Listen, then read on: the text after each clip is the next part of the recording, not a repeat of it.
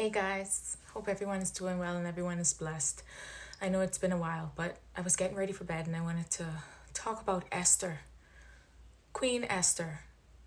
I just was thinking about how, her entire life was thrown into chaos.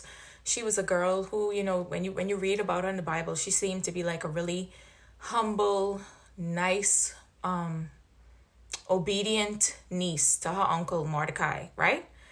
And she followed all the rules. She did everything that she was supposed to. She was a well-rounded, nice young lady. And she couldn't imagine for a second that her entire life was going to be turned upside down because the king needed a new wife. She definitely never dreamt in a million years that she could even possibly be queen. So what were your options? Like, think about being a woman back then. I would have thought to myself, like, well, there's no way I could be queen, because why would he choose me to be queen coming from what I come from? So then that means if he chooses me to be one of the concubines in his palace, that's the end of my life. Like, I don't get to go and have a husband and a family, and children of my own. Now I belong to the king. I would be devastated. I would be crying out to God, asking him, why me? Like, God, I have tried to be an obedient Christian girl. Why would you put me in this position? Why is this happening in my life? Like, this ain't supposed to happen to me, But the truth of the matter was, God was positioning her to preserve a nation. So if you were from the outside looking in, people probably were talking about her saying, oh, she serves her God, her God, her God. But look at what her God did to her. Look at where she is now. She's going to be a concubine of the king. I don't know. It really made me take a look at even my own life. And I hope you take a look at your life. Sometimes when you walk in with God, and more often than not, things can look really peculiar and strange to outside people who are not following God, people who don't understand the path that God has you on.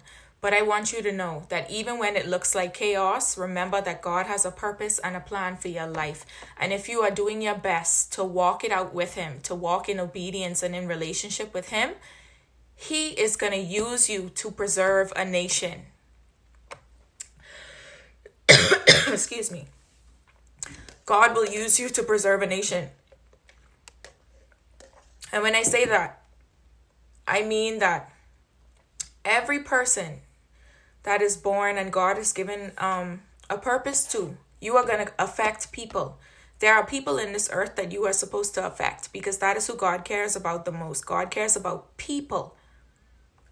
Do not give up on your path with God just because your life look like chaos, just because it looks like you could end up being a concubine to the king. Okay?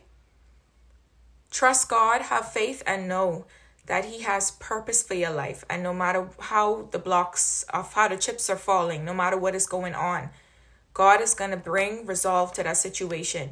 You never know what is on the horizon for you. It is your job to continue to believe and to seek God. Okay? So I just wanted to share that with y'all.